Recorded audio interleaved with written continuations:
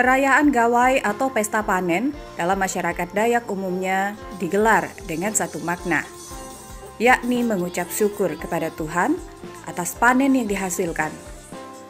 Namun beberapa tahun sebelumnya tidak dirayakan lagi secara komunitas karena pandemi COVID-19 yang melanda negeri kita. Di Kabupaten Bengkayang, khususnya di Desa Cipta Karya, perayaan Gawai mulai kembali digelar. Tapi dengan protokol kesehatan yang ketat dan sudah dipastikan bahwa warganya sudah menerima vaksin COVID-19. Perayaan Gawai di desa ini juga dirangkai dengan menggelar permainan-permainan rakyat. Dengan tujuan memperkenalkan permainan, tradisi, dan olahraga yang sudah ada sejak dahulu, yang sudah turun-temurun hingga sekarang. Nah, kita akan melihat permainan rakyat apa saja yang dilakukan. Dan bagaimana keseruannya ya? Langsung saja kita lihat yuk.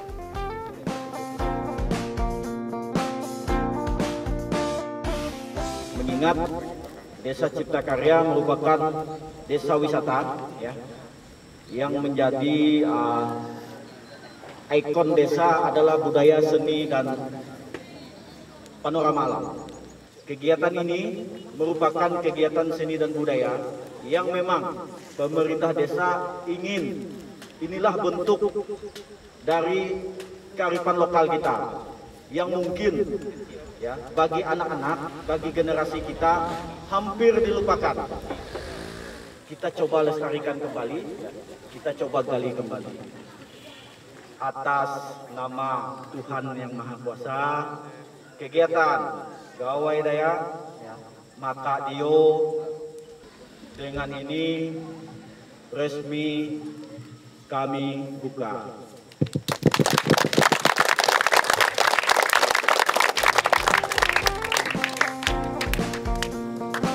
Koordinator lomba langsung di tempatnya.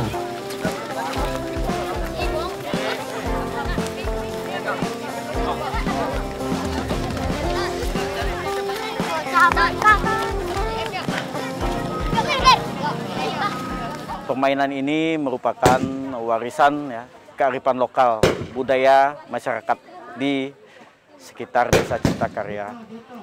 Pemerintah desa mengajak masyarakat untuk melaksanakan kegiatan ini untuk mengingatkan masyarakat bahwa kearifan lokal merupakan budaya yang sangat baik yang perlu dilestarikan. Karena dengan kita mengenal budaya lokal, kearifan lokal, ya, kita juga akan bersahabat dengan alam.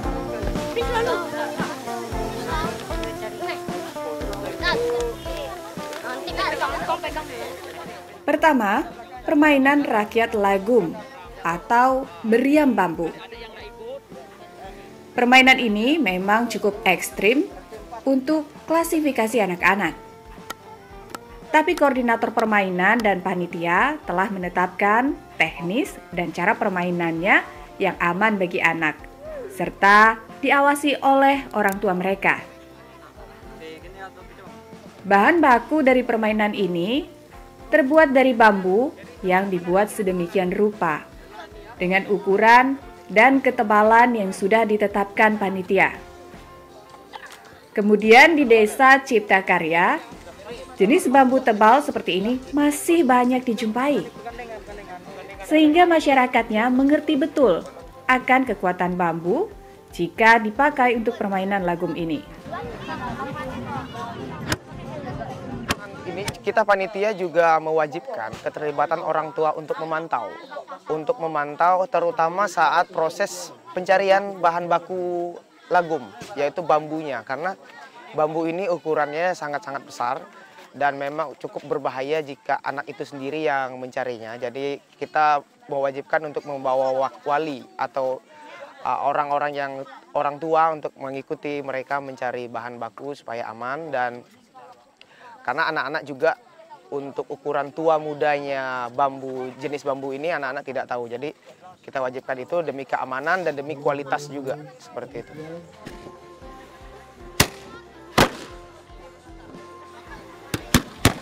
Setelah diisi dengan minyak tanah, kemudian dipanaskan dengan menyulut api sekitar 5 menit hingga 10 menit. Jika minyak sudah panas, lalu ditiup lubang sulut dengan tujuan membuang asap yang ada dalam bambu. Tapi asapnya tidak boleh dikosongkan karena akan berpengaruh pada kekuatan dentuman meriam ketika disulut api. Tetapi lebih berbahaya jika asap tidak dikeluarkan karena akan mengakibatkan minyak yang ada di dalam bambu bisa menyembur keluar melalui lubang sulut meriam dan dapat mengenai wajah si penyulutnya. Maka dari itu, permainan rakyat di Desa Ciptakarya ini diawasi oleh panitia dan orang tua anak-anak yang bermain. Jadi, tetap aman-aman saja ya guys. Pada masa era modern seperti ini, masa era digital seperti ini, anak-anak lebih disibukkan dengan gadget dan kesibukannya masing-masing. Jadi permainan yang menuntut kreativitas dan ketangkasan seperti ini hampir dilupakan oleh anak-anak. Jadi tujuannya adalah untuk mengenang kembali apa yang sudah diwariskan oleh tetua-tetua yang tetapi ini adalah budaya. Kita menjadikan ini budaya agar budaya itu tidak dilupakan oleh generasi-generasi muda. Oke, untuk kriteria penilaian yang kita nilai adalah jarak tembakan, yaitu target tembakannya itu menggunakan kaleng bekas. Kaleng bekas itu kita ukur dan diurutkan 8 terbesar dari 18 peserta untuk yang mendaftar saat ini. Pas-pas kalengnya dengan gerbang.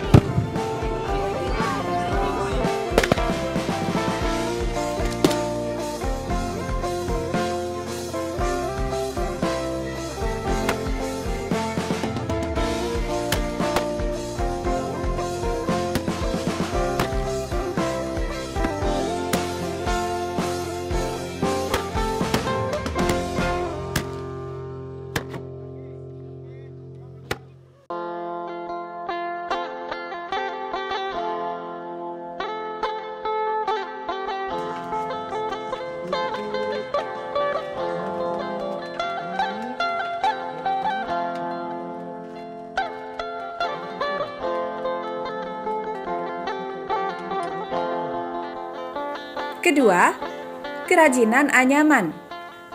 Bahan anyaman ini juga terbuat dari bambu. Di sini, peserta diwajibkan menganyam sebuah penyarang atau raga. Biasanya, raga digunakan untuk tempat menyimpan sayur. Kemudian, ada juga yang menganyam bakul untuk dinilai oleh panitia dari sisi kerapiannya.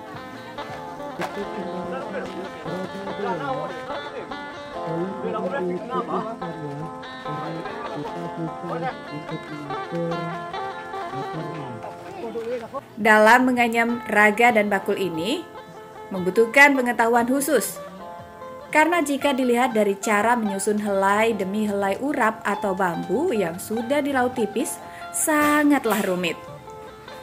Tetapi bagi peserta yang dominan lansia ini terlihat sangat mahir dan telaten. Setelah kita potong, kita kikis. Kita kikis buang kulit ininya, kulit hijaunya nih. Ini kan tajam nih. Kita kikis.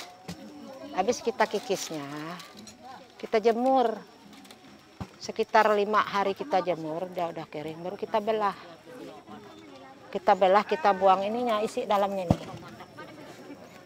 Udah kita buang isi dalamnya ini, baru kita samakan bentuknya nih, agak sama-sama rata gitu kan. Kita kecilkan kecil-kecilnya.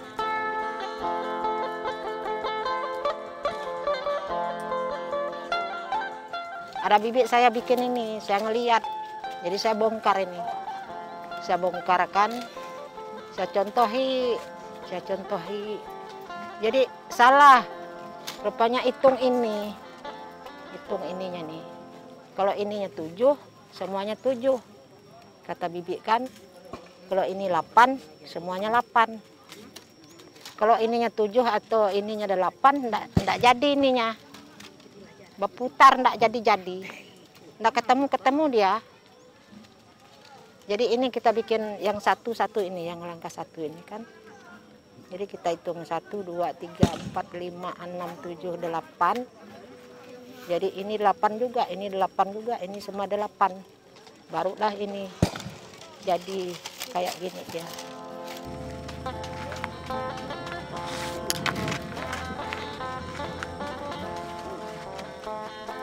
Kegiatan ini dilakukan karena saat ini tradisi menganyam sudah mulai kurang disukai generasi muda. Sehingga dikhawatirkan tradisi menganyam ini bisa hilang tergerus kemajuan teknologi dan modernisasi.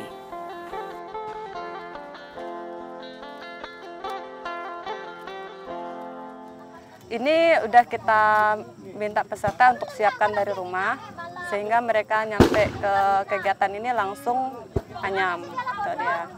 Tujuan ini sih untuk melestarikan zaman-zaman dulu, karena sekarang ini kan sering yang digunakan itu raga yang menggunakan plastik. Jadi kita mengadakan kegiatan ini biar nanti masyarakat itu mengulang kembali bahwa inilah yang digunakan pada zaman dulu gitu, sehingga sekarang tidak akan hilang. Kalau dari bahan ini kita ambil dari bahan lokal ya, dari hutan, ini dari bambu sama dari buluh. Terus teknik menganyamnya itu kita tidak pakai waktu sih, asal rapi, nampak indah dan kreatif. Untuk saat ini kita hanya fokus ke anyaman ini raga ya, penyarang sayur sama penyarang bawang. Ada ukurannya untuk penyarang sayur itu ukurannya kita kasih 30 cm. Kalau yang untuk penyarang bawang 20 cm.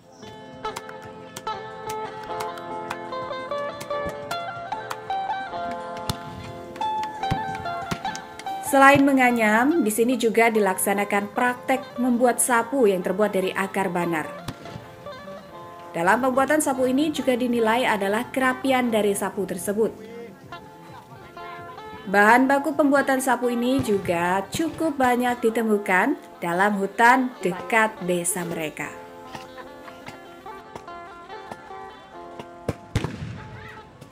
Kalau dari peserta hanya menyiapkan rotannya saja sama alatnya. Kalau banar kami yang siapkan.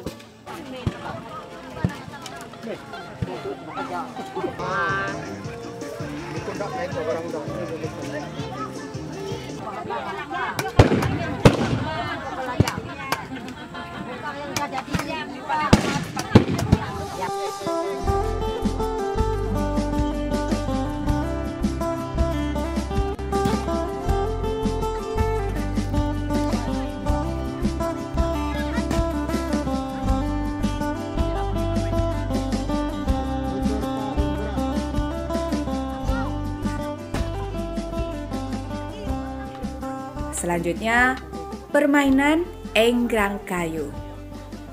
Permainan ini tidak kalah menarik guys, karena berjalan di atas ketinggian pada media kayu. Tetapi karena permainan ini hanya pada klasifikasi anak-anak, maka enggrangnya tidak terlalu tinggi. Ya, sekitar 40 cm saja. Tapi ada 2 kategori loh, anak-anak perempuan dan laki-laki. Kategorinya kan ada putra sama putri.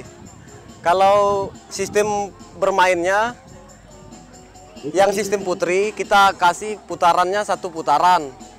Kalau yang putra kita kasih dia 2 putaran, karena kalau dipikirkan tenaga putra itu lebih ini, namanya lebih kuat. Dari perwakilan dari RT 3. Mantap. Terus disusul lagi dari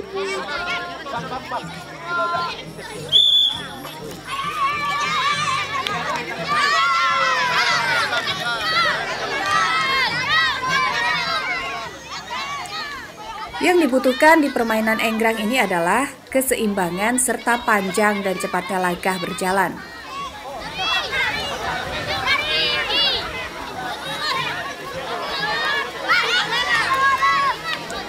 Kalau permainan sih memang butuh keseimbangan lah. Soal kan gini, barang itu kan kita injak di atas kayu. Jadi memang perlu untuk keseimbangan agar bisa berdiri tegak di atas kayu dan terus berjalan. Jadi seperti itu dia. Lagi mencari nomor urut ya untuk lomba enggrang putra.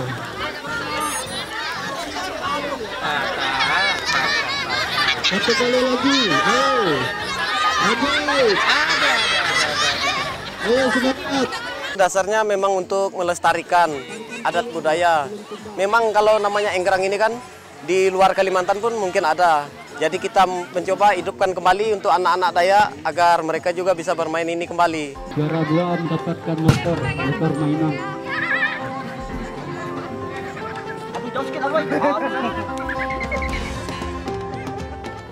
Kemudian dilanjutkan dengan permainan mangek. Ini benar-benar permainan guys, meriah pastinya. Permainan mangeng adalah permainan yang jenis permainan lemparan batu. Yang arti dari mangek itu sendiri adalah menggendong teman. Menggendong teman seperti membopong teman dari belakang. Bahasa daerah Desa Ciptakarya menyebutnya mangek.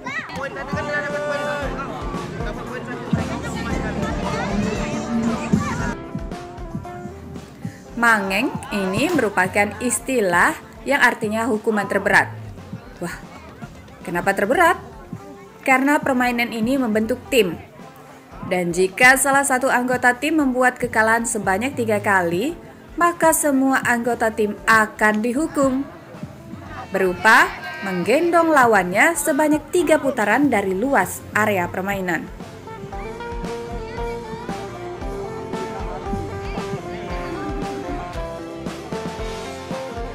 Pelaksanaan lomba permainan mangek ini sendiri dibuat sederhana. Sebenarnya itu bisa berlanjut, ada game 3, game 6, dan game 9. Cuma untuk menyikat waktu, untuk permainan mangek ini sendiri kita membuatnya menjadi set pertama di game ketiga.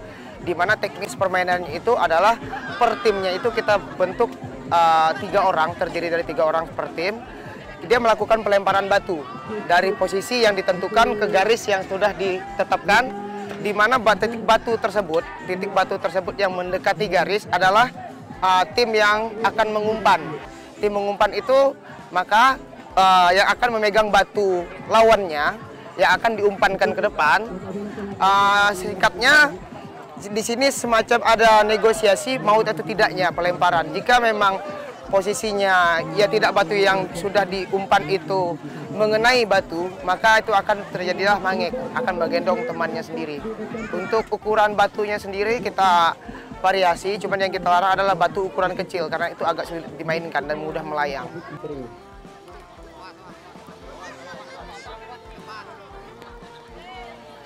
Oleh karena itu, permainan yang dilakukan di sini hanya pada klasifikasi dewasa dan tidak ada klasifikasi anak-anak.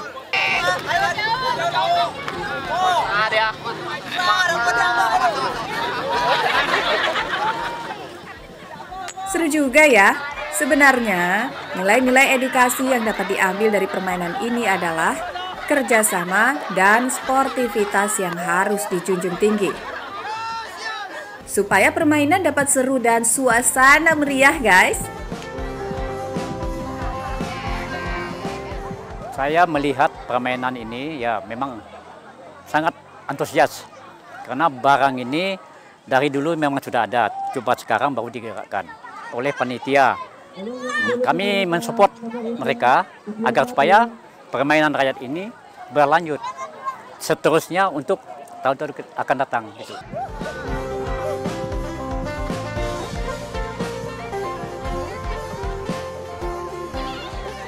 Selanjutnya, kita akan melihat permainan sodor, atau di daerah lain ada juga yang menyebutnya aral lintang dan galah kepung. Mungkin dari pemirsa banyak yang sudah tahu ya cara bermainnya. Permainan rakyat ini juga memiliki tim dan ditunjuk satu orang menjadi kapten jaga yang kebebasannya menyentuh lawannya. Berbeda dengan anggota tim penjaga yang menghalangi lawannya melewati garis kotak permainan. Kalau penjaga pada garis kotak hanya memiliki wilayah jaga pada batas garis kotak permainan, di desa ini, permainan ini juga dilaksanakan dan kategori laki-laki ditiadakan. Kemeriahan permainan ini terlihat dari dukungan penonton yang turut hadir mulai anak-anak, remaja, dan dewasa. Kalau penilaiannya dari sistem manual, kalau kita pakai sistem gawang.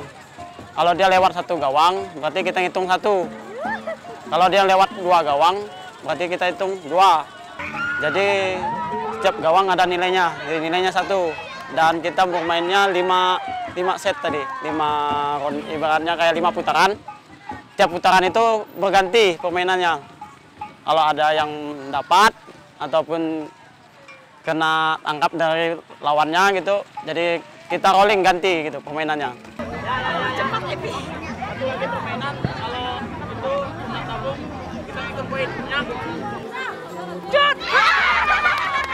Hal ini juga sekaligus untuk pelestarian permainan rakyat yang saat ini sudah mulai dilupakan karena kemajuan teknologi.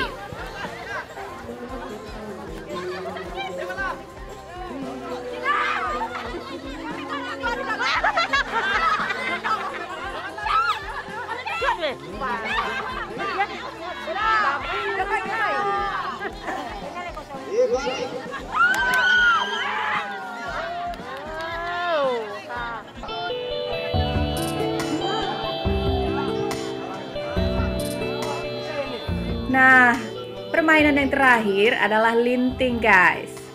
Bahan baku permainan ini adalah terbuat dari karet gelang atau biasa disebut di Kalimantan Barat dengan sebutan getah.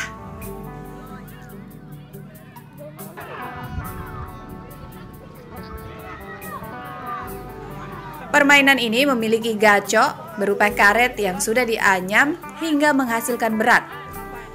Pada bagian depannya ada karet gelang yang bisa ditarik dan ditunjuk lebih dari 2 karet gelang sebagai power untuk meluncurkan ke arah sasaran. Targetnya sendiri berupa karet gelang juga yang diletakkan di atas karet yang melintang.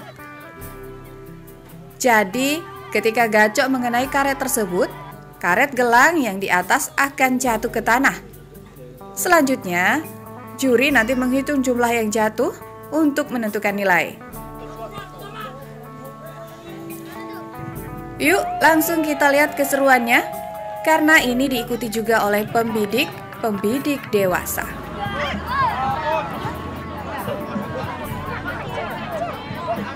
Permainan ini kan permainan lama anak-anak di tahun 2000-an, di tahun 90-an. Cuma untuk sekarang sepertinya permainan ini nih agak terlupakan karena untuk mencari karetnya yang seperti ini juga udah cukup sulit sekarang. Ini saja kami mencarinya cukup jauh ya, sampai ke Jagoy kami kemarin mencari karet ini. Jadi anak-anak itu kemungkinan untuk permainan ini nih agak susah untuk mencari karetnya, dan juga banyak juga yang sudah lupa cara untuk buat gacoknya kayak gitu. Jadi tuh kami mencoba untuk sekarang tuh memulai lagi mengingatkan anak-anak apa sih permainan-permainan dulu gitu. Ini tiga target yang kita buat di sini dengan jarak yang beda-beda. Jarak pertama itu kita buat 8 meter, jarak kedua 10 meter, dan jarak ketiga 12 meter per peserta. Itu mereka harus menembak 3 target yang ada. Jadi nilainya akan diakumulasikan dengan 3 target yang ada itu.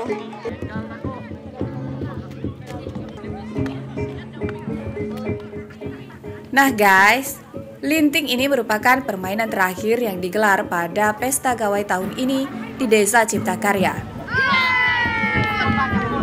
Sehingga melalui permainan-permainan tadi, pemirsa dapat mengetahui jenis-jenis permainan rakyat yang dulunya sering dimainkan oleh masyarakat kita. Nah, bisa saja di daerah teman-teman semua ada kesamaan teknis bermainnya. Ya, tapi berbeda namanya.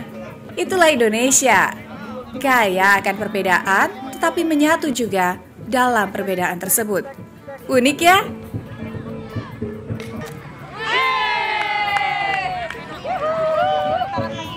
Oke, satu putaran lagi. Lanjut, nomor 1. Mari kita jaga terus keanekaragaman budaya dan tradisi yang dimiliki bangsa kita. Dan jangan lupa, gunakan kemajuan teknologi sebagai pengungkit nilai-nilai persatuan untuk Indonesia lebih maju. Sampai jumpa, salam budaya.